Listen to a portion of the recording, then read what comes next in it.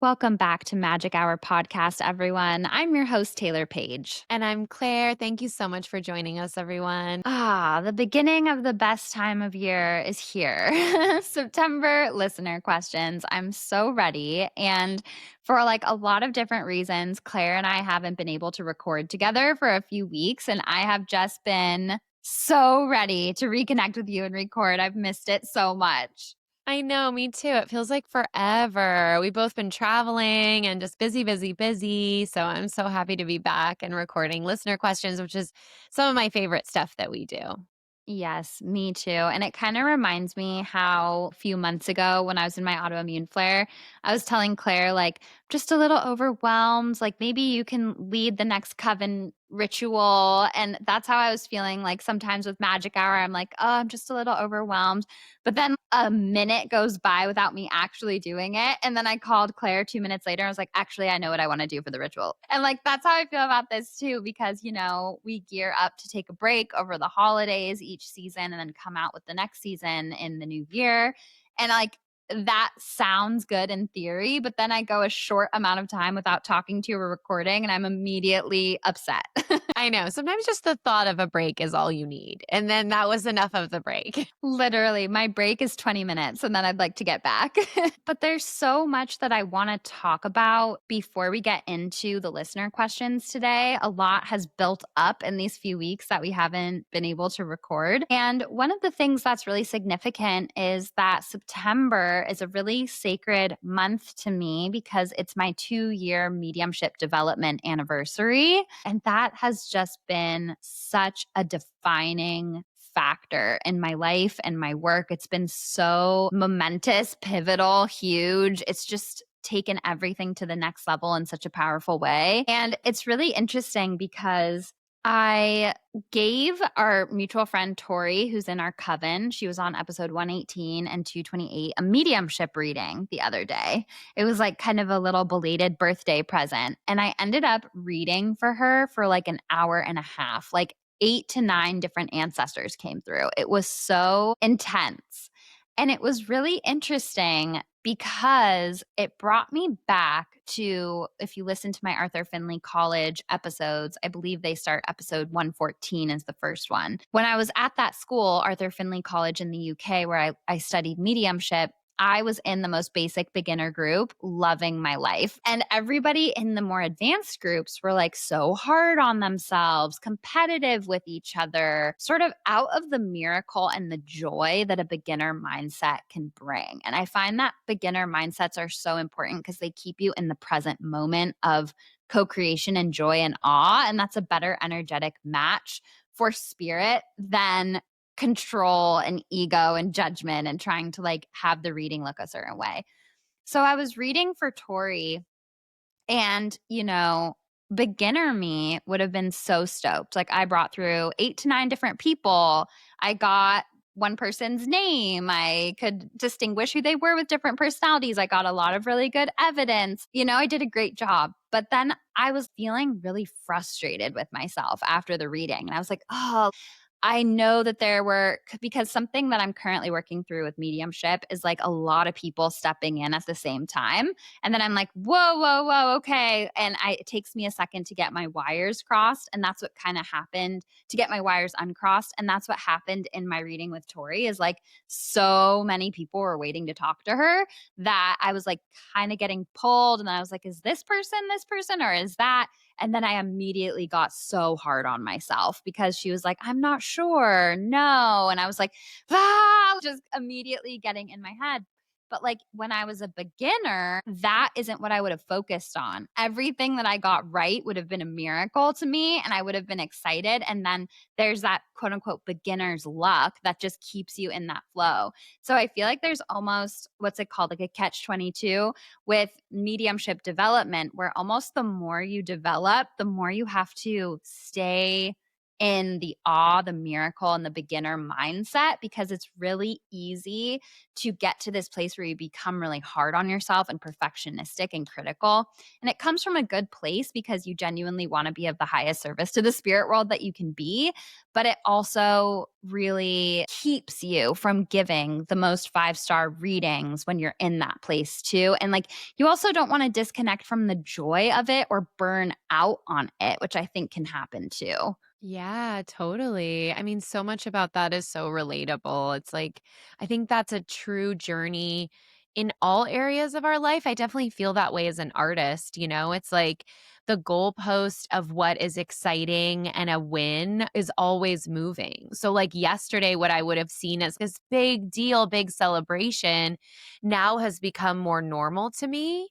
To get an audition would be this huge deal. And now, if I don't book, 5 in a year, it's like, bummer. And so it is just interesting to catch ourselves in those moments and always reframe back to what an awesome, joyful experience it is to connect with the thing that we love and this practice that's ever evolving and changing and that beginner mindset, like you said, because we want to progress and we want to set higher aims and goals for ourselves. But I think when we lose the joy of it and only focus on the goal and aim, then we kind of undercut the whole experience. Yeah, I couldn't agree more. And I was just reflecting on it after, because once I detangled the wires in the beginning and I started getting in a good flow, the reading went really well and I gave a lot of good evidence. And like earlier, me would have been so shocked that I could even read consistently for like over an hour. That's takes a lot of power. So there were so many indications of growth, and I had to actively work to remind myself of that and not immediately go into inner villain voice. And it's just always very sneaky how it loves to show up. But with the mediumship development, there's also a really exciting thing that happens. So, mediumship development happens over years and years. And I was kind of already on the path just by being a professional angel reader and intuitive. I was already came with a running head start. But it's so exciting to be put in new situations that stretch you as a medium. And I feel like this was happening so close to my 2-year anniversary where I had a mediumship reading, and I obviously won't give details, but she only wanted to hear from the babies that she was pregnant with that she didn't carry to term, that never made it earthside. She lost 2 pregnancies. And I told her, I was like, I am so sorry. I am an evidential medium. And the way that I do mediumship is bringing through evidence that you could recognize of your past loved ones. But that being said, these babies might have evidence that I don't understand. So I'm going to stay open to it. I can't promise. And I told her I've never done a connection like this before. I've only connected to children, I've never connected to babies. And so I was like, I'll try my best.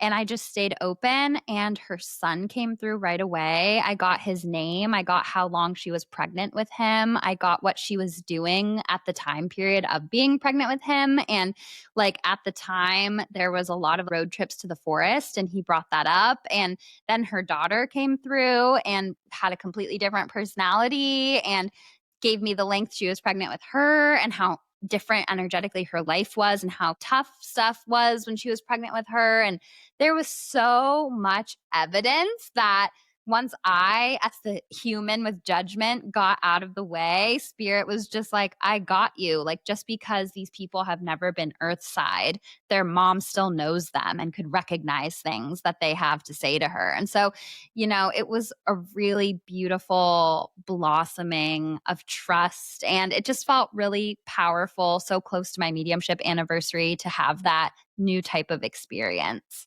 How beautiful. And especially for the person you were reading for them to be able to connect in that's such an elusive experience, because we are connecting to an energy, but we don't know them in the same way that we know the people that come into being. So, what a magical thing. And like you said, the ways that we often claim the evidence are through, like, there was a lot of adventures to the forest, things like that aren't maybe what you expect the evidence to be. And I think that's such an exciting, fun part of it. And it's like, I feel like that keeps you open because it'll be information that you're like, well, I don't know why a boot has something to do with this. And they'll be like, a boot, and you're like, yes, okay, that was meaningful to you. Wow.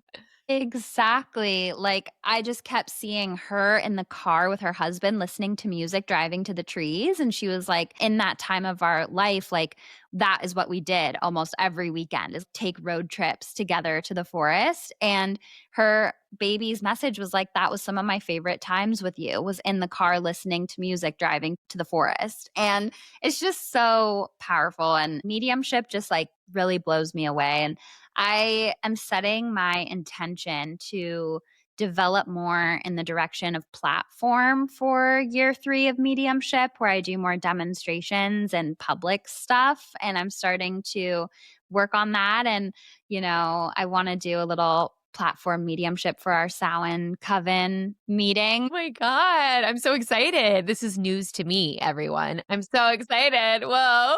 I want to keep pushing myself. And as you become more advanced, like I was talking about, you can still keep the beginner mindset by continually pushing out of your comfort zone. And that's what I really want to keep alive. Such a great reminder to all of us. It's like, especially if you're feeling stuck or stagnant in something. It's like, what is a new level of this that's pushing you outside of your comfort zone? And that's usually where so much of the magic is to me. Like the thing that feels scary or hard or impossible or like a yeah, right? It's like that's where all the magic sauce is. Absolutely. It's also interesting too because I'm starting to work with a new mediumship mentor from the college. And it's like I was sitting in the power and I was in a deep, deep blend with one of my guides. And I just kept feeling like I needed to reach out to her and ask her to be my mentor. And I think in the mediumship world, you don't have to just have one mentor. You can learn from many different people and different schools of thought and continually grow and expand.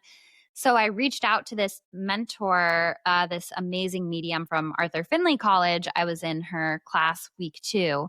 And she was literally like, I've been expecting you since yesterday. So I was like, okay, well, right on track. It was like really cool. And then there were synchronicities with Magic Hour. And she used to have something called Magic Hour. And it just like randomly came up. And there were just like so many ways that we aligned. And I'm really excited to work with her next. That's so exciting. A totally new chapter. And I really can't believe it's been 2 years. And it makes sense that, you would be in a place where you want some new energy, new guidance. No matter what, even if we've been learning from a really great teacher, like switching up our mentor, our guides, like all of that is going to benefit us in so many ways because it's just a breath of fresh air, a new way of looking at it, a new perspective.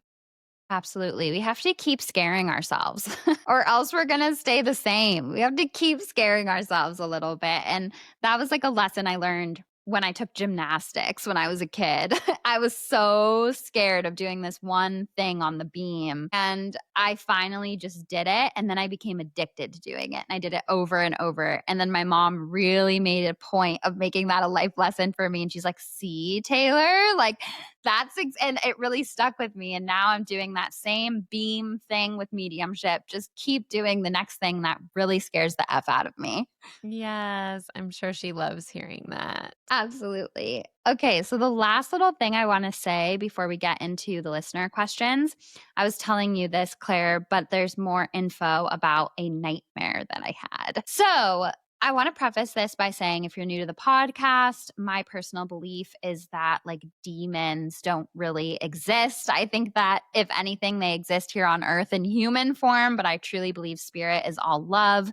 And I think that this dream/nightmare more came through for like didactic and conversational purposes rather than trying to be evidence of some sort of demonic presence. So that's my disclaimer. And this podcast is never here to spread fear, but I think there's interesting ideas in this nightmare, which by the way, I was super dehydrated the day that I had this. And if you listen to the episode with Dr. Michael Lennox, I think we talk about it, episode 111, the dream stuff. There is a correlation between nightmares and dehydration. So stay hydrated, y'all. So I woke up with like such a dry throat and I was like, gosh darn it, I knew better, but I think I had to have this nightmare. So I had a really interesting nightmare where I was in this Airbnb house with a mutual friend of Claire and I's. And this mutual friend was acting like really weird, almost like she was possessed, like kind of just staring off into the corner at nothing and just all of a sudden popping out of nowhere and sort of moving weird. And like I've said in previous episodes, it's really interesting when we do deep healing and reclamation work on such a deep level that we even act differently than we would have in our dreams and nightmares. And even in this nightmare, I was like, cut it out. I was like, I'm not here for this. Like, no. And so then this friend was like, Taylor, we have to go to the temple. And I was like, if this will make you stop acting like a crazy person, I'll go to the temple. So we end up going to this temple, which I think it's really interesting that group worship theme is coming through in the nightmare. And we're in the temple, and she's like, everybody is gathering in these circles. And if you sit in a circle and you cover yourself with these like sheets and tents so it's dark in there, basically this chaos demon will be summoned and will start to answer your questions and talk to you. And even in the dream, I was like, that's not how it works. Like, even in the dream on a subconscious level, I was like, that is not correct. But I was like, you know what? I'm here and like, I'm going to go undercover and see what's going on. So I go under one of these tent sheet situations that made sense in the dream, doesn't really make sense in the waking world. And all of the lights went out. And then everyone was quiet, sitting in a circle. And then it's actually really interesting because I just watched K-pop Demon Hunters, which Claire recommended to me. And the voice of the chaos demon was literally the same voice as the fire in that. And had you already watched it or you watched it after the Yeah, I dream? watched it after the dream, like much after, like weeks. So then that voice comes out and people start asking it questions. And it starts answering in these kind of vague riddle like ways that sound right, but aren't really saying anything. And I was like, even super critical of it while I was in that blacked out state where it was all dark. I was like, first of all, this is giving like Green Man behind the curtain in Wizard of Oz. Like, you can't see his face. You have to go like in darkness and cover everything up. But it was almost like his answers were activating a part of people's brains that made it feel it was like a full somatic experience of truth, but it wasn't truth. And I knew it wasn't truth. And it was also very interesting how the dream specifically said a chaos demon. So then fast forward and we like get out of that tent and I was still not believing it. I was still basically saying like this isn't right. This isn't how spirit works. Like, do you notice that it wasn't actually answering any of your questions? It was just playing to your biases, or it was just saying things in a fluffy way that sounded good but wasn't an actual answer. So then I go to the bathroom, and this is really weird, but there's like a TV screen in the bathroom. And I was just trying to have a freaking moment of peace in this nightmare. And all of a sudden, the chaos demon popped out of the TV and was like standing in front of me in the bathroom. And I remember at first being scared, but then I asked it a question and it gave me an answer. And then I was like, that's not truth. And I'm actually connected to truth. And it disappeared. It went away. And then I woke up. And so it was such an interesting nightmare. And it really sat with me, especially this feeling, because psychic feeling is so one of my main psychic senses that like dreams really hammer through feelings to me. And I have a theory that the sensory information in our dreams is very tied to our psychic senses and our clairs. And so feelings and dreams are really important for me. And I could literally feel the words of this chaos demon like resonating on a deep brain level with people, almost entrancing them, but it not being rooted in truth, it more being about activating parts of their brains that needed to know or needed answers or needed to feel in control. It's hard to even articulate what that feeling was. So then, I hung out with you in the coven and we were chatting and I was telling you guys about the dream. And then later that day, I was like kind of tuning into it. And I was like, I know that when I have dreams that are this detailed, this vivid, and I can't shake them, that there's deeper information to be gleaned from them. And I basically got the download that this was about ChatGPT and AI. and that basically ChatGPT and AI is like our day and age modern religion, like organized religion, like the Abrahamic religions, that it basically is this chaos agent that isn't necessarily good or bad. It's like reflective and amplifying what people use it for, but it's going to basically change humanity and the world's trajectory to the same level that Abrahamic religion did. Whoa. Yeah, and that's why I had to go to the temple, and then there's a certain level of group think, like everybody putting the sheet and, like, being in the darkness together in a circle and it answering instead of tuning into our own discernment, and everybody, it was so interesting, and it just hit me on such a deep level that, like, we're just at the precipice. Like, we're at the moment when people were like, "Oh, yeah, there's a guy named Jesus. Like, interesting. I wonder what that's going to turn into." But I think AI and ChatGPT is just an example of AI, but I think AI is going to be our chaos demon. Like, it has the potential to be such a change maker for good or bad, quote unquote, depending on what people use it for. Like I said, because, sometimes people find religion and it saves them and it makes them feel connected. It's like there can be positive sides too, but there's a chaotic element. And it's sort of like how the age of Pisces is really tied to organized religion and Jesus's teaching. It's like the fish, like the Nazarene. And the age of Aquarius is about the shadow side of technology. And I think that that is really coinciding with what this dream's message was, which is so interesting.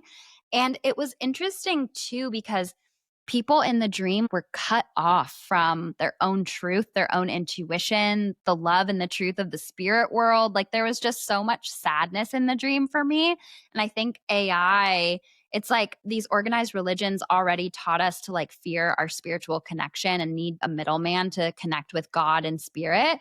And now we're like learning to not even connect with our ideas and creativity and imagination in a lot of ways. And imagination and intuition are sister languages. And if we sanitize both out through these chaos agents, we'll be more disconnected from our humanity.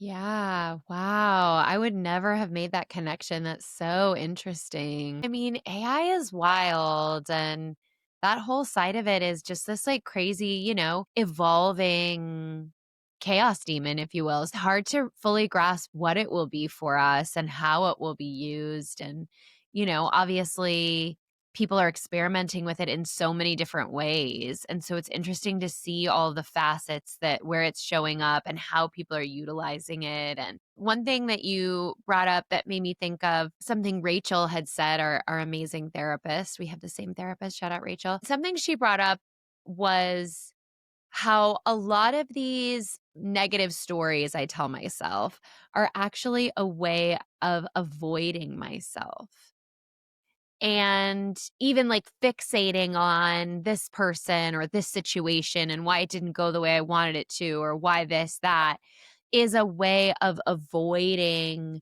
actually what's really going on with me. And I feel a little bit like ChatGPT, for instance, can be that. Like, it can be this amazing tool to help you when you're in an emotional moment. I've used it many times when I'm feeling deeply emotional and will turn to it to kind of sort through some of my feelings and help me make sense of an experience. And it's been amazing and so helpful. And then I've also had moments with it where I could tell I was sort of going to it when I needed to just go to myself and turn to myself about it and really like navigate it through my own inner world or through my own connection of self versus looking to something else to have the answer.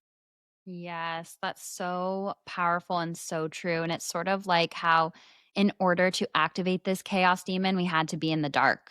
Like, we couldn't be in the illumination of our own seeing ourself. Like, we had to almost lose ourself in darkness for that voice to come out, which was really interesting. And then there's also a really interesting part of it that it came to me in the bathroom was like really significant, because the bathroom is like one of the only places that we're truly alone in private space. And we take our phones into the bathroom with us. And even the fact that there's a TV in the bathroom, it's like screens and technology and voices, even infiltrating the most most private parts of our human experience. And I found that to be really interesting, like an interesting part of it too.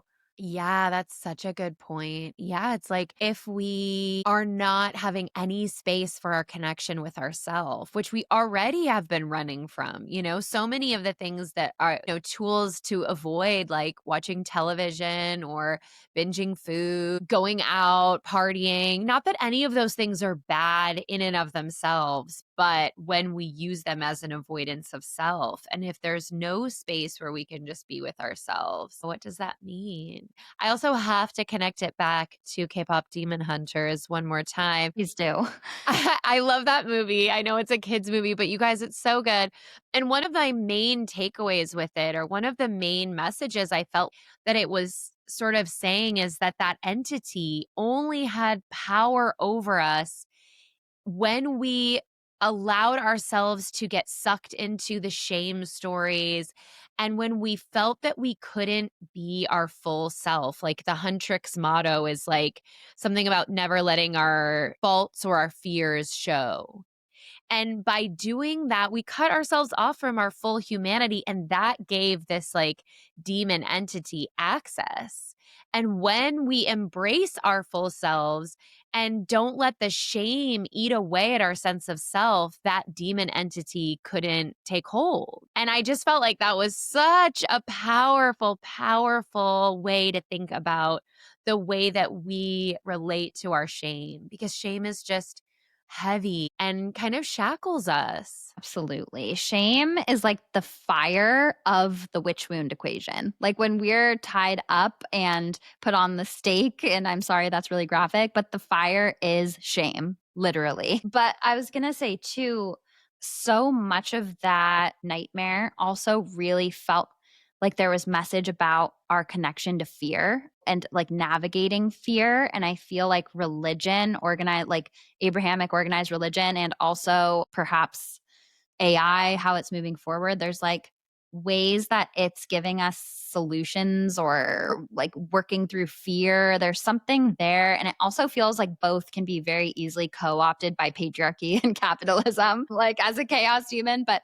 like when I woke up from that nightmare, probably at 3:33 a.m., as you do, I remember sitting with the visceral fear. Like even in the dream when I confronted the chaos demon in the bathroom and I took my power back and then it went away, I still was so activated in the feeling of fear.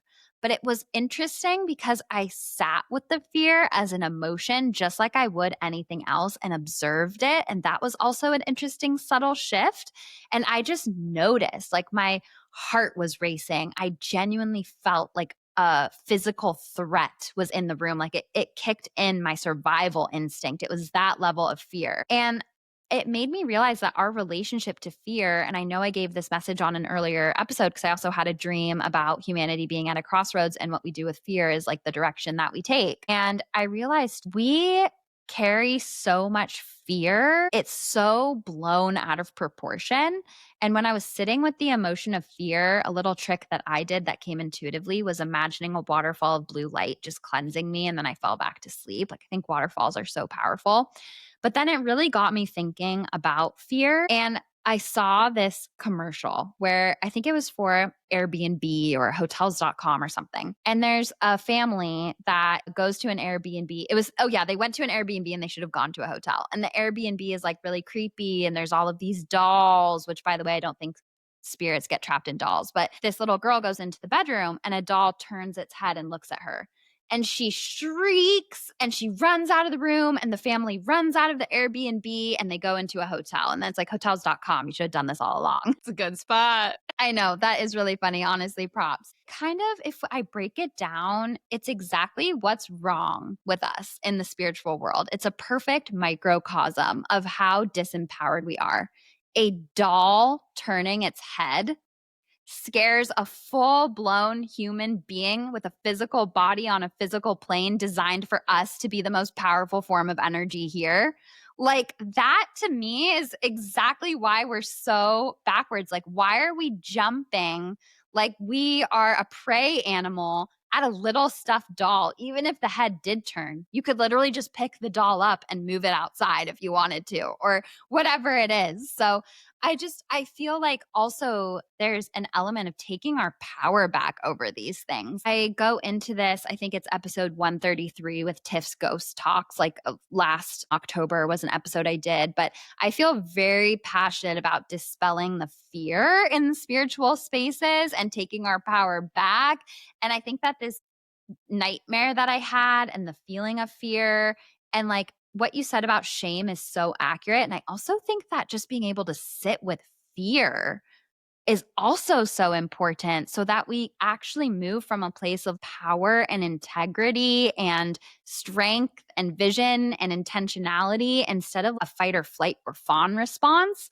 And I think that that is one of the biggest spiritual lessons in this time that's so important is like innuendo and threat and just these subtle things disproportionately kick off our fear drive. And it was such a big lesson for me when a certain person in my life who really used those tactics, I realized they were all bark and no bite. And I took my power back. And I think that, watch out for the way that the media is literally casting spells on us to stay in fear and to forget that spirit is all love and that we can connect to it at any time. And the spirit world is literally here and now, right here. So beautiful and just such a good reminder for all of us, because fear is powerful and it's a tactic used by those in power to control us.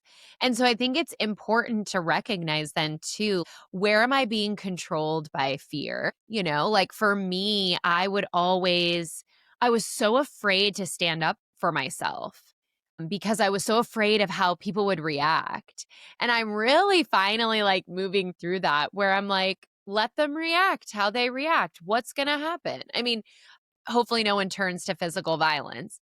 But bar from that, so they're upset with you. Like you're stronger than that fear. And my relationships have shifted so much by me not cowering in the face of like, well, if I tell this person no, they'll be mad at me. I mean, I've spent a lifetime avoiding that because I've been so afraid.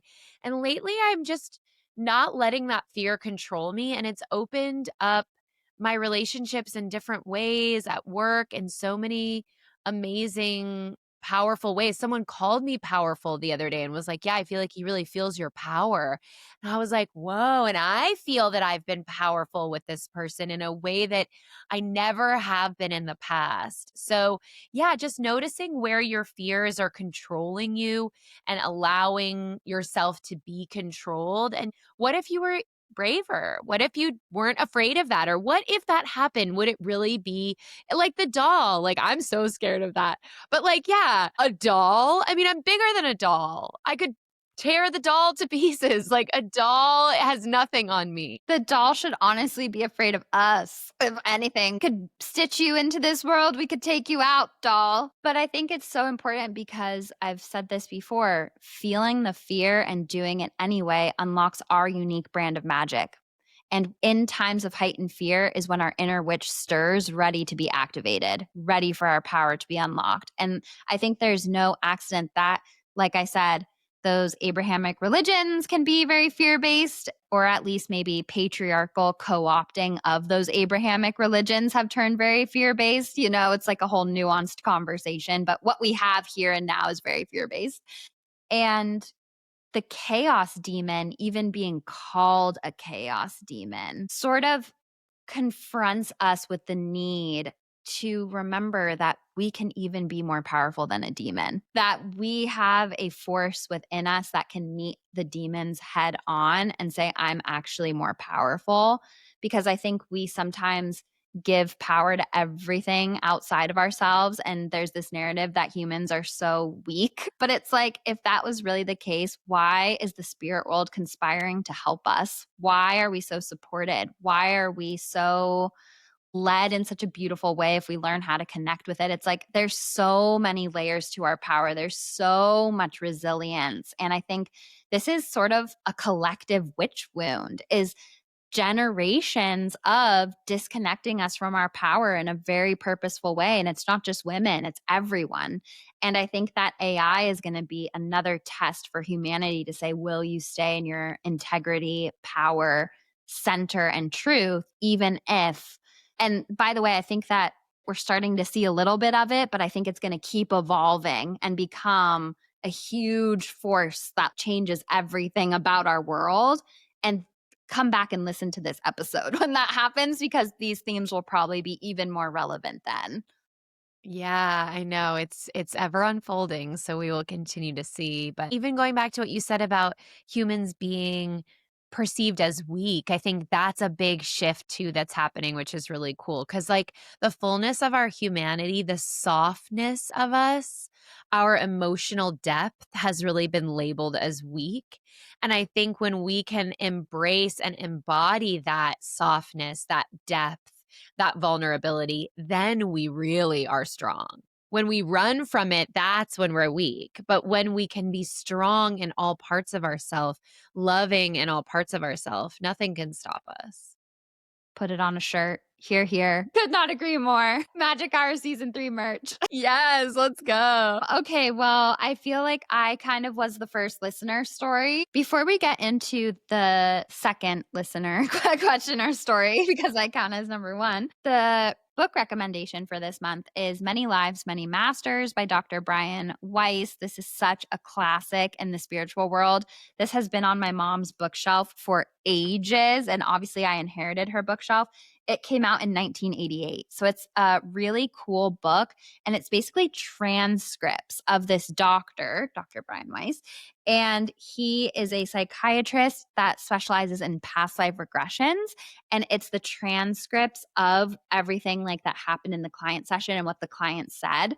And it's such amazing. I read it when I was so young. My mom introduced it to me. And yeah, it's just amazing. And it goes really deep, and it really has a lot of amazing stories. I need to reread it, but it's basically just his transcripts with clients and everything they say while they're in different time periods. And you know me, I'm an evidence based girly. So I think it's so cool when there's past life regression stuff that the person couldn't have known, or they like speak another language they didn't know, or things like that that can be verified. Like that lights me up. It's so fascinating and so cool. I've read some really incredible stories where like children recognized strangers as their past like lover, or I mean, just crazy things. I know. It's so incredible. And if you have kids like under the age of 7, please, if they start to talk about stuff like, oh, that used to be my daddy or something like that, ask them questions because it's so interesting. I know I always try and ask when my nieces were young. I was like, "Where were you before you got here?" Just to see what they'll say, because like, I feel like I got to them too late, and they're like, "I don't know." I was like, "Yeah, me neither." That's hilarious. Yeah, so I highly recommend that book. Super interesting. And if you're interested in that topic, we had a really amazing guest. Let me look what episode number it was. Now that we're so many episodes in, we have an episode for everything. It's episode 126, Past Life, Soul Contracts, and Quantum Healing Hypnosis Technique with Nadia Gledhill. And I also want to correct when I said I talked about the like doll stuff and fear of paranormal stuff. That was actually episode 131, not 133. So just a little correction there. Okay, now we can really go into it. Okay. This is a question from Jacqueline. Hi, Magic Hour. I love your podcast, and I'm so grateful for you for creating it. Thank you. Taylor, your insights, philosophies, and way of communicating are beautiful, inspiring, and so very needed. I look forward to every conversation and have re listened to episodes many times. Claire, you once shared a practice where you responded to your inner villain voice by simply saying, I love you. And that has been transformational to me. That's amazing. That just made my day. It's begun a series of practices that I didn't have access to before, and I think I'm truly falling in love with myself and finding a deep level of respect for myself for the first time. Thank you both so much, and thank you to all of the guests you've given us access to. Wow, Jacqueline, thank you so much for sharing that. That truly made my day. Okay, here's the question. I have a question about connecting with ancestors without a clue of where to begin. My immediate family feels a bit like a floating island. My mom was adopted and not able to connect with her biological mom after a long search. I understand vaguely that my mom's inception may have been violent. My dad estranged himself from his family before he was 16 because of abuse and a desire for freedom. My mom was adopted by a loving family, and they are the grandparents I have access to. Outside of this adoptive link, I do not know anything about my bloodlines. My parents either don't have information or aren't able/willing to talk about it because of painful memories or assumptions. I'm becoming very interested in connecting with my ancestors and receiving their guidance, but I have no clue where to begin. I would love any insights or guidance from you. Thank you again for all that you do. I am so moved by your work and your gifts, Jacqueline. Oh, Jacqueline, that was such a kind, beautiful, generous email. Thank you so, so much. And it truly, like, this is why Claire and I are doing this. Like, biggest smile. Thank you. Okay, so there's a lot I want to say here. And I know that you're not alone in this experience. So I think this is such a good question for people out there that are adopted or disconnected from sides of their family, et cetera, et cetera. So, the first thing that I want to say is that the universe, spirit, and our ancestors can speak to us and reach us in many different ways, and they will always make sure that we get the message no matter what. They're serious polyglots, and they will always find the language that we can receive them in. And so, for some people, that language is a karmic relationship with a family member that is demonstrating a cycle that needs to be broken. But all of the DNA of your ancestors lives within you. So, whatever you are thematically going through is relevant to ancestral healing and cycle breaking as well. So, if you just map out and maybe you decide to meditate a little bit, open up your energy, invite your ancestors close, you can sit and be like, what am I really working through in this lifetime? What are themes that have been coming up? And maybe one of those themes is disconnection from ancestors, and your cycle breaking and connecting with your ancestors is already working through that.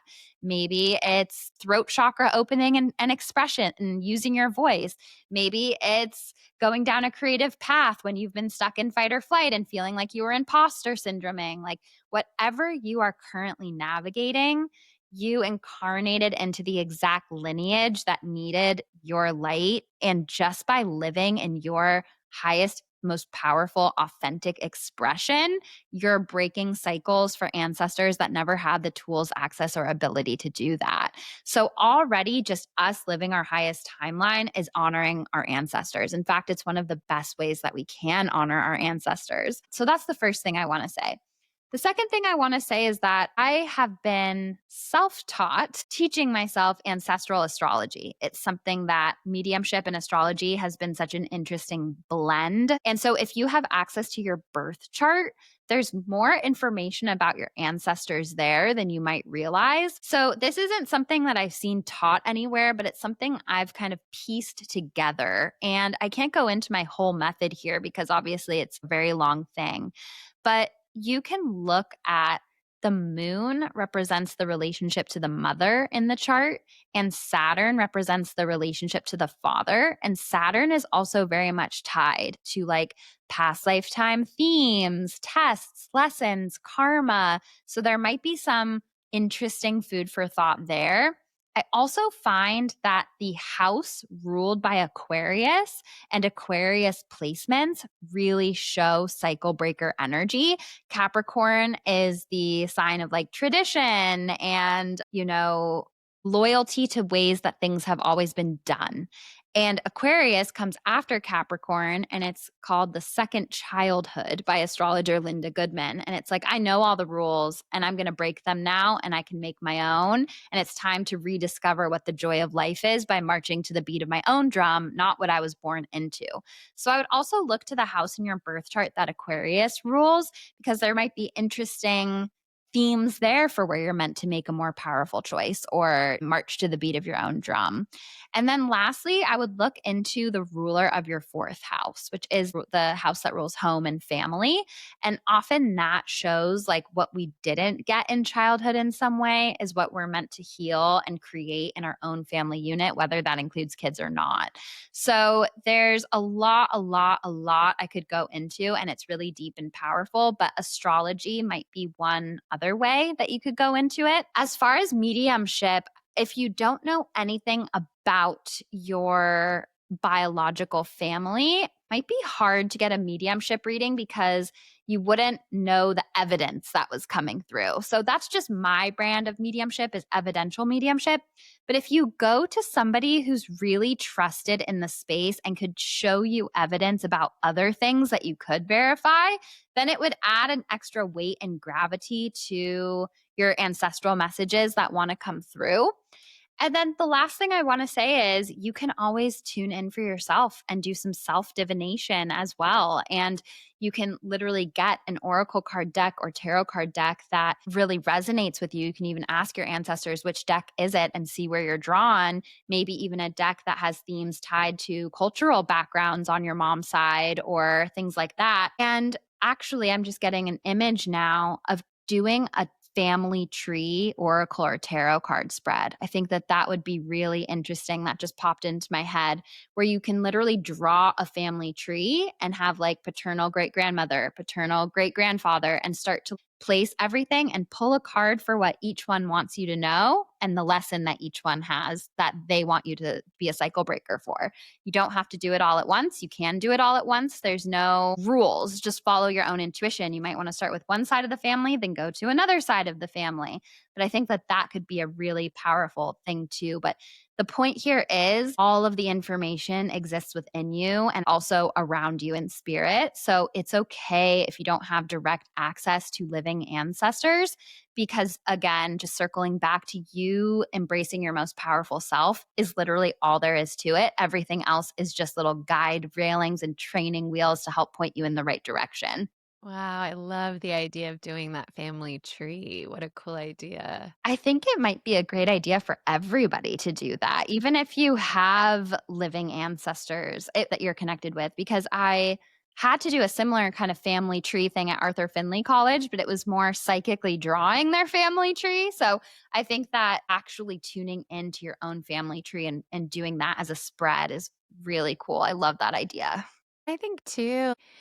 For so many of us, even if we do have connection to some of our ancestors, I mean, truly our family tree goes back and back and back and back and encompasses thousands and thousands of people, really, going back, I guess, to like the first people. So I really like to tap into some of that myself, like thinking about all the women that were in my lineage and most of whom I won't have a name for, maybe I can name a handful, but there are so many who I know are with me and who are, oh, it makes me emotional even to think about it, who are so proud and joyful to watch me live such a free and fully expressed life as a woman in this world. So I think just even tapping into the energy of those in your line or those that came before without even needing to know traits or specific things, but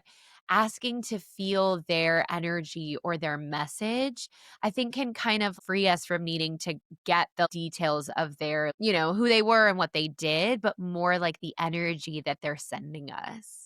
Yes. Oh, I love that. And you getting a little emotional is literally clairsentience, like feeling their love around you in this moment. It's so beautiful. And also, I just want to say, even if your ancestors are alive and you have access to living ancestors, unless you're in a super open family that are great communicators, it's not even that much of an advantage. Like everything I just said to Jacqueline really applies to everybody because people hide things in families. People don't want to talk about the dysfunction. People only paint people as like caricatures of who they really were. And as a medium, I bring things through that it's like, no, Aunt Bessie was the most kind, good person. I'm like, well, I'm feeling that she had an alcohol problem. And they're like, oh, well, yeah, she did, but blah, blah. I'm like, yeah, and there's mental health issues there that contributed to the alcoholism. And it's like it unravels. So the way that people talk about their ancestors and things like that too are also very watered down. So I think that doing this in spiritual investigation and connection for ourselves is important, whether you have access to knowing exactly who your ancestors were or not. And again, it's all going to come up within you, and what you attract to your orbit is naturally already what you're here to break cycles for. It's like we don't have to try that hard. These tools are just really helping us to see blind spots that we might not have known. Yeah, that's so, so true. Like every story we get from family is told through the lens of that family member, and their relationships and their hangups or whatever. So it's true. All of this is accessible to us, it's within us. 1,000,000%. And there's nothing more important than that. Like what's in us, we could never have a conversation with someone else and override that. It would only resonate with parts of us that needed to hear it. Yes, I love that. Great question, Jacqueline. Great question. And it like fuses so many things that I'm passionate about. And just the other day, somebody in the Be Your Own Angelic Intuitive workshop emailed me and she was like, I don't have access to my birth chart. My mom doesn't know my birth time and I don't have access to that. And my answer was similar. Like astrology is just one language that the universe is speaking to us. There's so many ways to access what our soul messages and growth and themes are. And so don't get discouraged if one way is barred to you. It's part of the path for a reason and it's leading you to explore other things. Yeah, I love that. Everything is for us. And so, how can we use the redirect to explore something differently?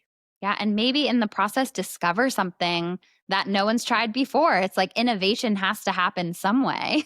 Yeah, that's so true. Most innovation, I feel like, is an accident or because we're forced in that direction. Yeah, absolutely.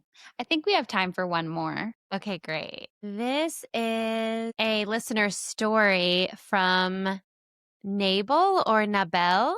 I would guess Nabel. Let's go with Nabel. Hopefully, we said it correctly.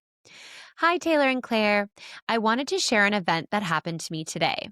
I was listening to episode 228 on my way to work, and about 30 minutes into the episode, I got hit with a full body vision of a past life of mine. Trigger warning for violence.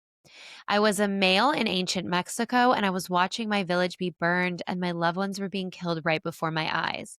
I could feel that my body was being tortured, but my focus was on the horrific scene happening around me. The fear, pain, and guilt of not being able to save my loved ones was overwhelming. I asked my guides to show me why I was seeing this, and they showed me that this was being shown to me so I could understand where some of the trauma in my male ancestry was coming from. It was such a profound, heart opening experience. I was able to see how this experience created ripple effects of males in my lineage then shutting themselves off from feeling because of the fear of being hurt or losing the ones they loved. I still have a long way to go on my healing journey, but the episode triggered in me the ability to look not just at the feminine healing I need to do, but also the masculine healing. Thank you all so much for sharing your light. I am so grateful to be a part of the hummingbird community. Thank you so much for this story. And it adds a whole layer. Like Nabal is actually also, and I'm so sorry if it's Nabel, but I think it's Nabal. I'm so sorry for any inconvenience. But I think it's so beautiful that in a way she's also answering Jacqueline's question. It's like a response. And she's referencing episode 228 with Tori Feldman of Sacred Ancestry, who is a coven member of Claire and I's coven, Goddess GPT, which also ties into what we talked about today. It's like, no, the goddess and spirit has all of the GPTing that we need. Anyway, so I think that that is so powerful is past life regression and hypnosis work as a way of connecting with your ancestry if you feel disconnected from the stories. And it's so funny. Of course, I'm talking about Many Lives, Many Masters as the book this week. That just like connected it all in too. I didn't even think about that. That when we do like quantum healing hypnosis technique, or when we do past life regressions, or even automatic writing about those things, we might bring up. And this is the way spirit works because there's so many ancestral experiences that in one lifetime we can't experience it all and we're not meant to. But what will come up is what is relevant for our healing journey to be our highest self. It's like not everything that happened to an ancestor is actually relevant to you and your healing journey. So that's kind of an important distinction too. Calling in what's actually relevant. Because I think sometimes we can get addicted to healing and like perfectionism can be thinly veiled in the healing spaces. And I think sometimes we also have to be aware of like what is mine to take on and what isn't. So I love that story. And I think it's so powerful. And it just reminds me every museum that I go to that's about ancient times has the most crazy, warlike, depressing things that I read about and I hear about. Like there's so much trauma that our ancestors went through on a deep level. And such a powerful part of this story is what she experienced in that past life vision and how it affects the male lineage ancestors today and being able to open up and express and talk and feel. It's so real. And so I think there's also a level of like, in romantic partnerships, we can often attract people that have the potential to co create in similar ways that our ancestors would have in romantic relationships. Like maybe all of the women in her lineage were with men like that. And now she's understanding why they are the way they are. And she's not taking it personally and it's helping her move forward. So all of the information is like right there in front of us. And we just have to trust that whatever is coming up is thematically relevant for a reason and not overly try to, have all the answers because all of the answers are impossible to have. And I don't even think all of the answers are our responsibility on a certain level. Yeah. And I just loved how she is looking at it as a way for deeper healing and kind of on an unexpected track. And like, I feel like I'm guilty of this too. Like, I feel very connected to the line of women behind me, but I rarely think about the line of men behind me. I sort of think about them like over there doing their thing and me and the women of my lineage and all that we went through and all that stuff. And I think kind of similar to what Jacqueline brought up too about when facing our inner villain with love, like the trauma that our lineage experienced and the trauma that gets passed on through your ancestral line, like seeing those experiences that people went through and giving those wounds love and understanding that that shadow is probably still present in your line and now better understanding it so you can better give it love. So powerful. And that's why I really wanted to interview Tori about healing the father line because I never see conversations like that out there. It's always the mother line. And I understand because I think healing in feminine spaces is starting to become a comfort zone collectively. And I think, I have my own stuff with my father line and masculine ancestors and things like that. And I just would 1,000,000% rather hang out with the grandmas. And it's funny because even in mediumship, like when I first started, I would just talk to the grandmas.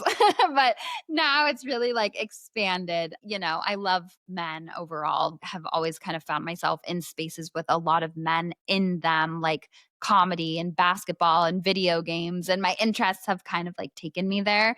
But I've really loved being in an industry that's almost all women. But it's almost like a little wake up call. And I really appreciate this listener story so much and this reflection so much that there's like so much juice to be had from working with the masculine. And Tori said this on episode 228, which was so powerful. It's like, if we only heal one side of our lineage, we're like a bird with one wing and it takes two wings to fly. And so I think that that's such a powerful reminder.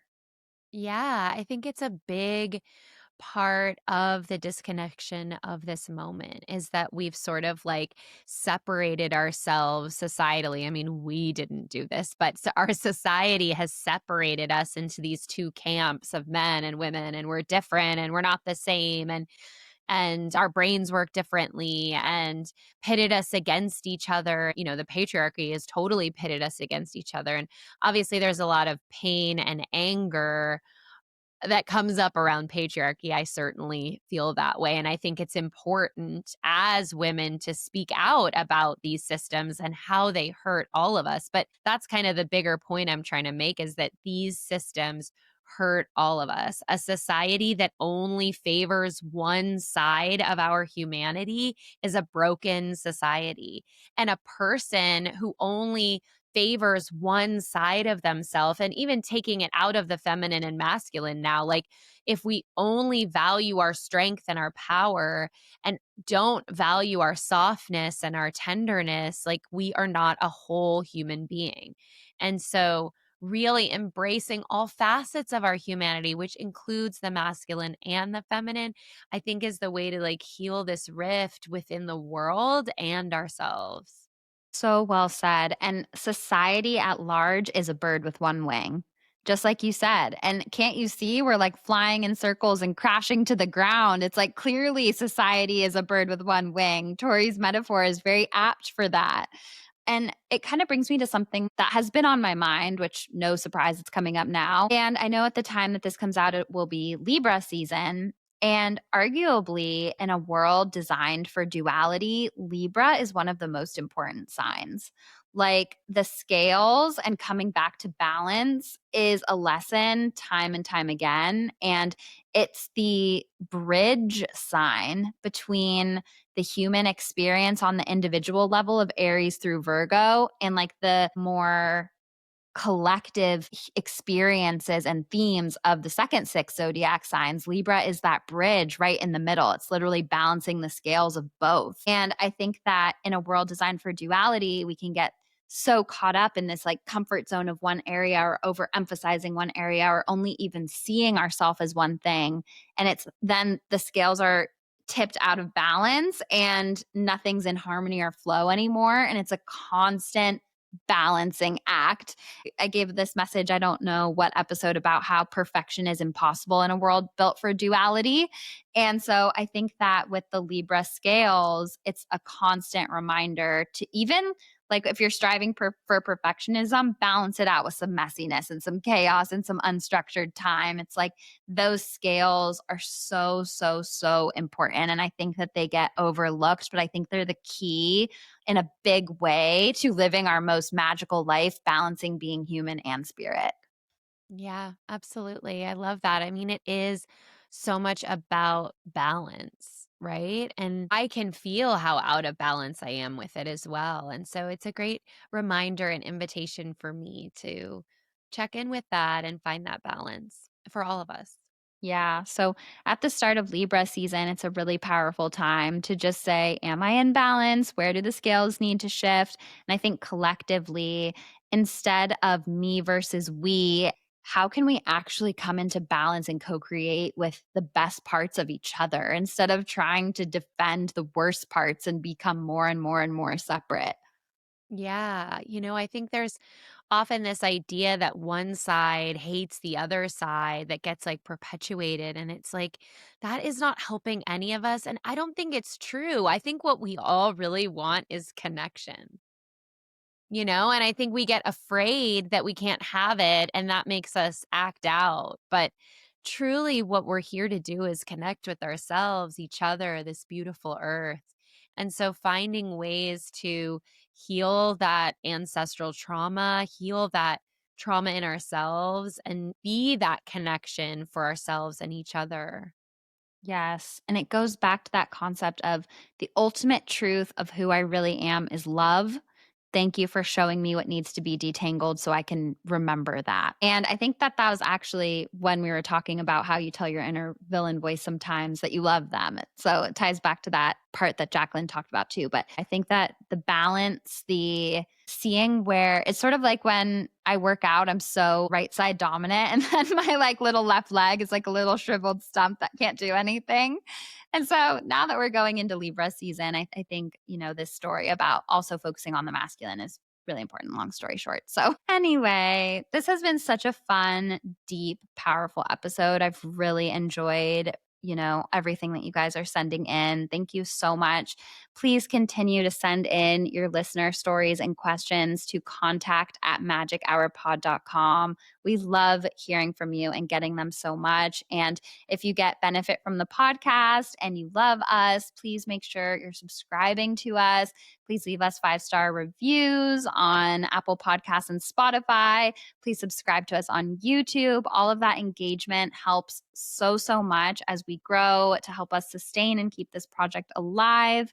And of course, send your screenshots of your 5-star reviews and your YouTube subscription and sharing the podcast on your Instagram story to contact@magichourpod.com. And those are all ways you get entries into winning an angel reading with me.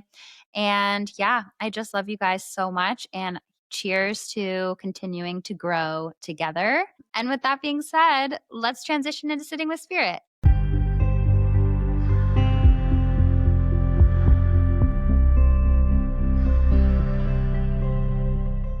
Hi, my loves. Before we get into sitting with spirit, I want to tell you about Libra Season Earth Angel Club. That will be 6 p.m. Pacific time, Tuesday, September 30th. There's always a guided meditation and theme for the session. And for this one, I'm super excited to dive into the theme of balancing each of our energy centers with Archangel Haniel. Perfectly appropriate for this time of year and for Libra season and getting into all of this magic. I really hope that you will join. Earth Angel Club is a monthly meetup of this Angels and Amethyst and Hummingbird community. We do a astrology deep dive for the season. I do an energetic reading / angel reading for the group. I do a guided angelic meditation, and then I give ritual suggestions for the season to come. The code EARLY will give you $11 off until midnight Pacific time, Saturday, the 27th of September. You can join at angelsandamethyst.com. It's a super beautiful offering. It's a super beautiful community. It's a great place to feel less alone. And everybody always reports leaving feeling a lot lighter. So I describe it as some serious self-care for your soul. I hope you'll join us. And another perk of joining Earth Angel Club is getting to skip the wait list and sit with me for any reading type sooner. Much love and see you there.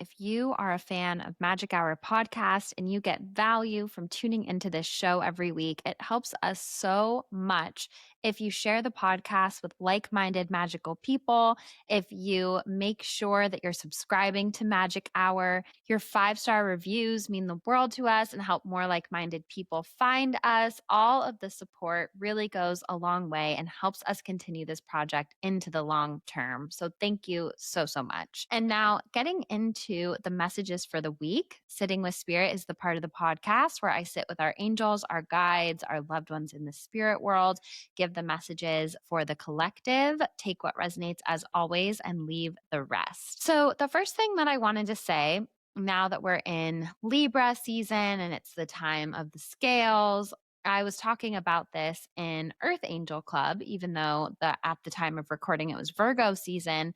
I was giving the message for Mabon because I wasn't going to see the Earth Angel Club members before that time period. And I was tuning into that energy.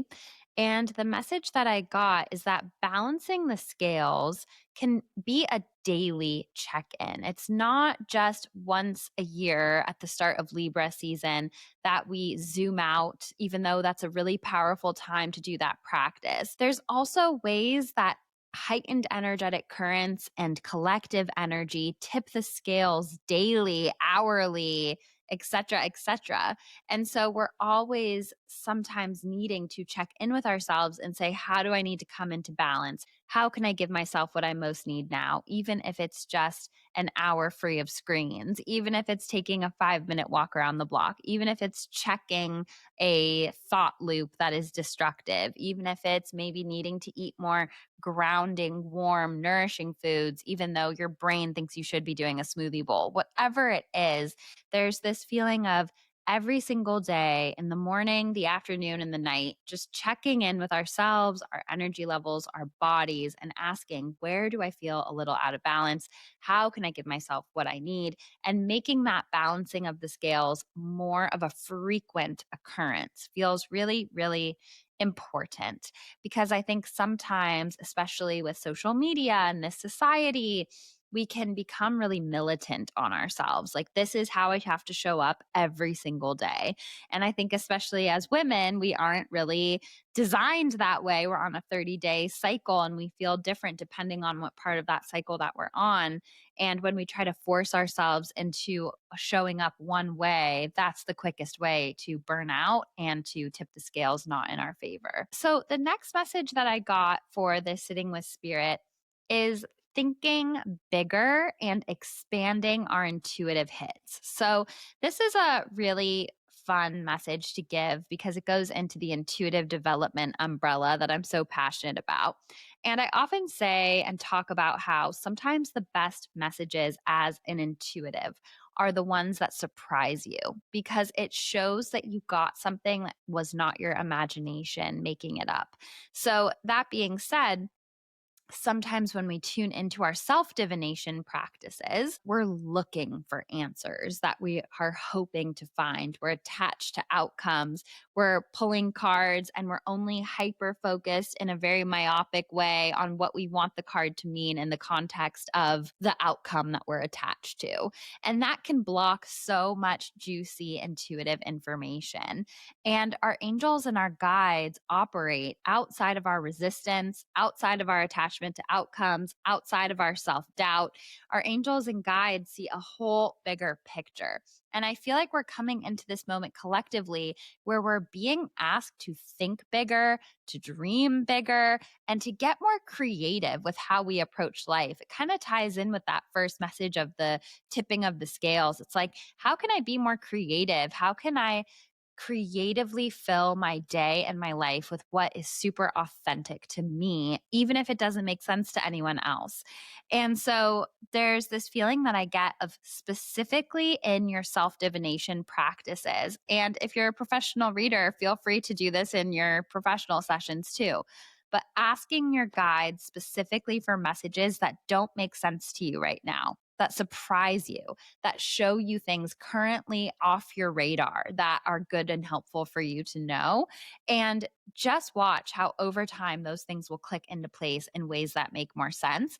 And that's also really good evidence for you that you're really tuned in because it's something that you weren't looking for, couldn't have known, and then the pieces fall together. And this doesn't even have to be about predicting the future. It can really just be an added layer to our self divination practice. Like, show me something that I'm not seeing right now that might surprise me. Show me something that's for my highest good to know about this situation, and just staying completely open because immediately we try to interpret it to make it fit into a specific answer we're looking for.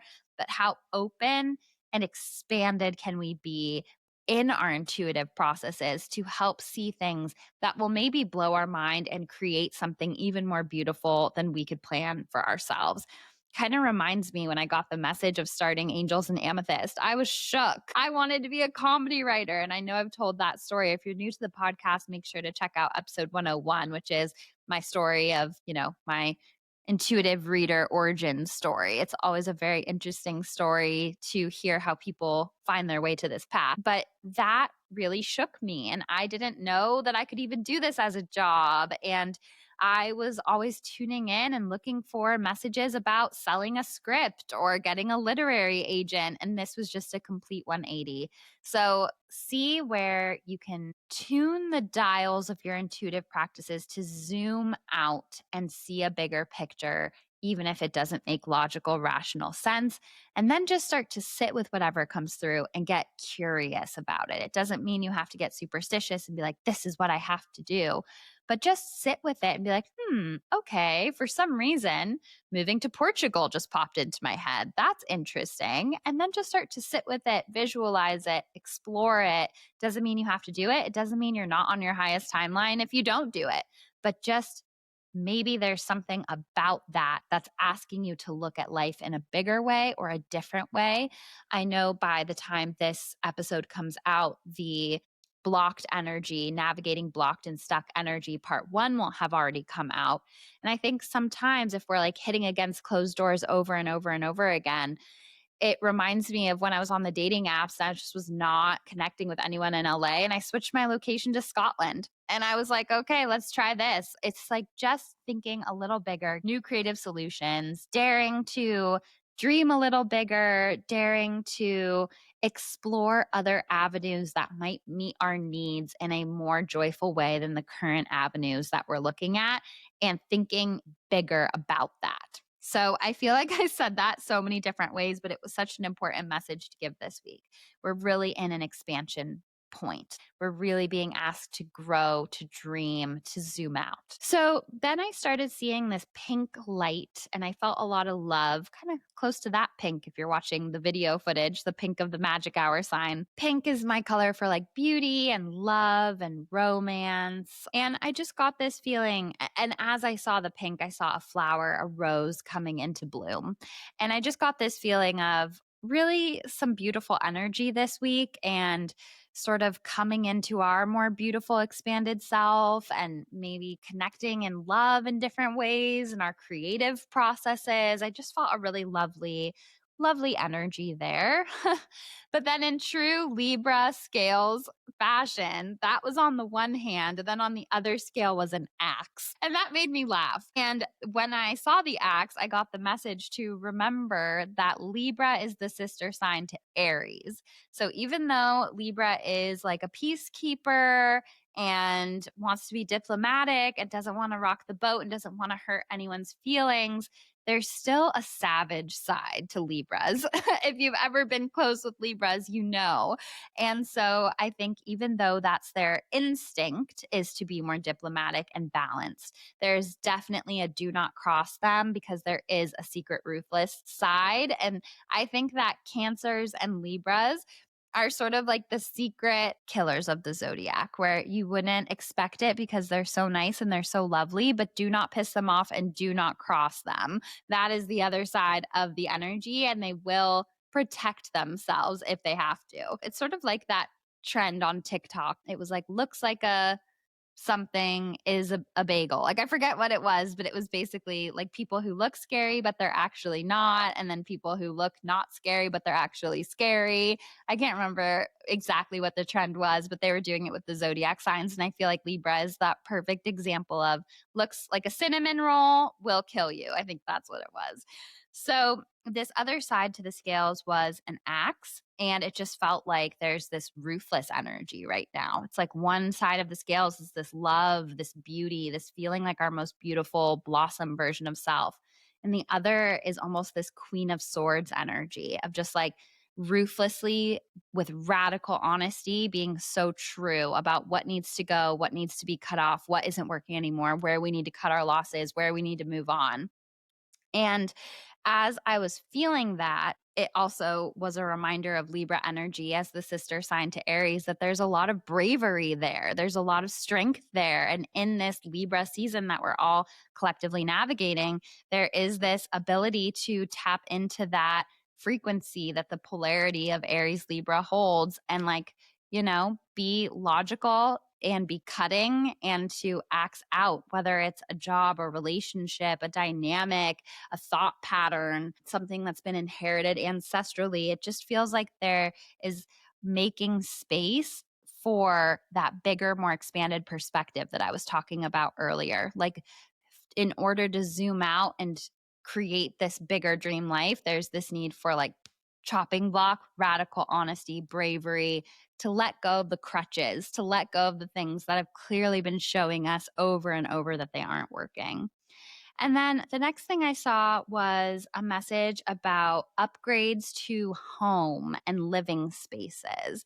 And I felt like for some people that might be like a remodel, a renovation, a space change. But I also felt this energy of bringing our magic more into our living spaces, whether that's weaving spells into your house, whether that's creating an altar, whether that's placing a crystal grid under your bed, like whatever makes you feel integrated with your magic. It feels like there's an opportunity to get a little extra witchy this week or whenever you're hearing this, and to integrate a little more magic in the design and the energy of your living space, and that might even shift the energy in a really beautiful way. So I want to go into the mediumship now. I had a younger teen boy coming up. He was a twin. And he would have been around 14 or 15 when he passed. And he just gave me this golden child energy, like good heart, good at school, good at sports. I felt like he liked music. Like there was just something very uncomplicatedly joyful about his energy. And it just felt like there was this pure essence about his heart and that he liked to have fun. I saw a connection to like swimming. And I heard the name Cole. So that could either be Cole or a C name. I felt like he would have had two siblings. For some reason, I was seeing pigs and I was not sure what that meant. But for whoever this is for, maybe you know. And I felt like we would have been, by the time this comes out, approaching the 1 year anniversary, a significant 1 year anniversary. Whether that is the 1 year of his passing or something else, I'm not sure. But I just saw 1 year anniversary. I also felt like there was this sense of him being his dad's like pride and joy. There's this feeling of I was my dad's like mini me. And there were like big hopes and dreams for who this boy would grow up to be. And then I saw a cancer ribbon, and I felt like there was something here about like a rare form of cancer that he had. And I also saw that he sends owls as a sign to his family. And there's a couple different messages that came through for him. And of course, these messages are also for you if you can take them. Multiple spirit people usually tack on to this and are like, here, this is what we want to say too. And those are the types of messages that come through for sitting with spirit because it's for so many people. And so the first thing that I got was that the grief of his passing, which so understandably so, took such a heavy toll on his family, and that he, especially his dad, felt like he couldn't talk about his grief or verbalize his grief. And I feel this almost withdrawn feeling from his dad, like kind of withdrew into himself, and that made everything more difficult, which of course I understand that so deeply. And there's no quote unquote right or wrong way to grieve, especially if it's so early as 1 year. It's like that's just survival mode, that time period. So I'm saying these messages from a human perspective with so much empathy and compassion for anybody that's lost a child. I truly can't imagine that. But I still have to say what he wants me to say.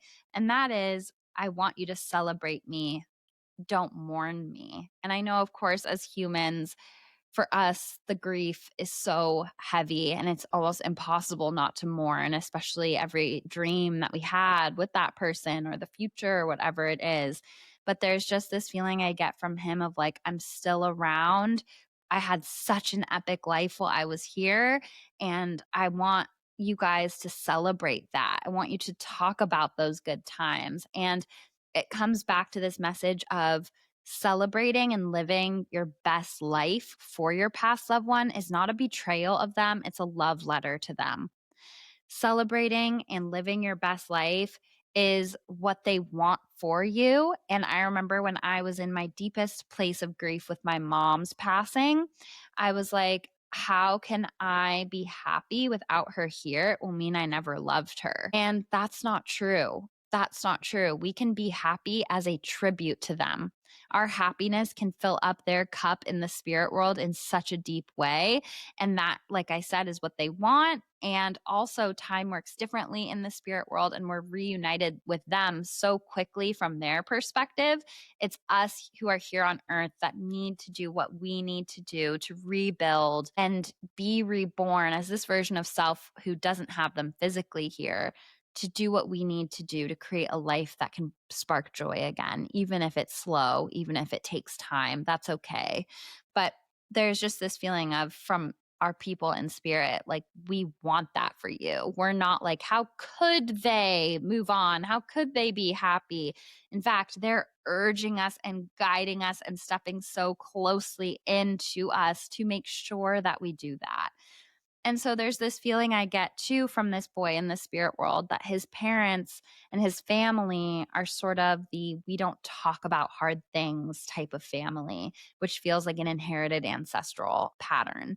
And I get this feeling of, let's just keep moving forward. Let's pretend everything's okay. But it's stopping the family from healing. And it feels like it's this like frozen in time type of energy. And it feels like the other kids want to talk about it a little more. And it's just making everyone drift apart. And there's this feeling that I get of like, be vulnerable with each other, talk about it with each other. And on the other side of this, the family can be stronger than ever, can be deeper than ever, can have each other's backs and understand each other in the most beautiful, profound way. And it's not saying that you have to lose someone for that to happen, but taking the raw, tender grief of this moment and letting it help your family come together in an even more vulnerable, potent, loving way. And I feel like this boy in the spirit world really wants that for his family. And I know that all of these people I connect with in the spirit world want healing with the people who are here. And so the last message here is I feel like his father in particular is struggling with this feeling of, I didn't get to say goodbye the way I wanted to. I didn't tell him what he meant to me. It was too hard for me to verbalize those things at the time. And the last message here is speak to us. We hear you. We hear you. You don't have to go to a medium to speak to us. You don't have to go to a graveyard to speak to them. You can simply just remember them, connect to their energy, have a memory there, and just speak from the heart, and they hear you.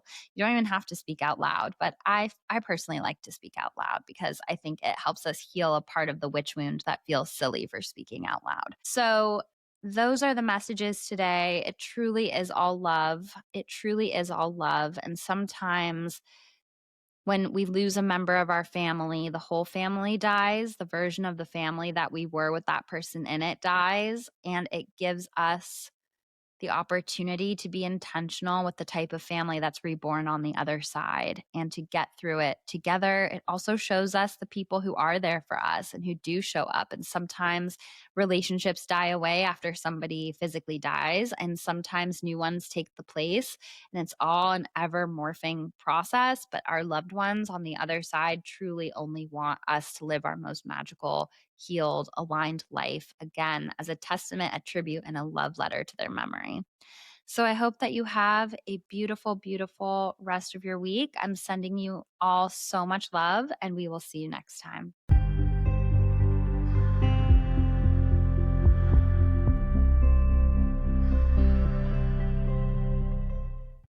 Thank you so much for tuning into this episode of Magic Hour podcast. We are so happy you're here. I absolutely love to connect with you all on Instagram at angels_and_amethyst. I love to get your thoughts on each episode, and I get so excited to get your emails to contact@magichourpod.com. Make sure you're subscribing to Magic Hour so you never miss a new episode in your inbox. We have so many amazing guests right around the corner as always. Please make sure to send your 5-star reviews on Apple Podcasts and Spotify to contact@magichourpod.com, and we'll enter you into an angel reading giveaway with me, which is just my favorite thing, to get to connect with the hummingbird community in that way. You get a bonus entry if you also send a screenshot of your YouTube subscription, and also a screenshot of sharing us on your story and tagging us at Magic Hour Podcast on Instagram. The next giveaway will happen when we hit 288 5-star reviews on Spotify and Apple Podcasts. We so appreciate you sharing the podcast with other magical people, and it really helps us keep this project alive. To learn more about me, my work, to book a reading with me, to take a workshop, please visit angelsandamethyst.com. And remember, you are magic.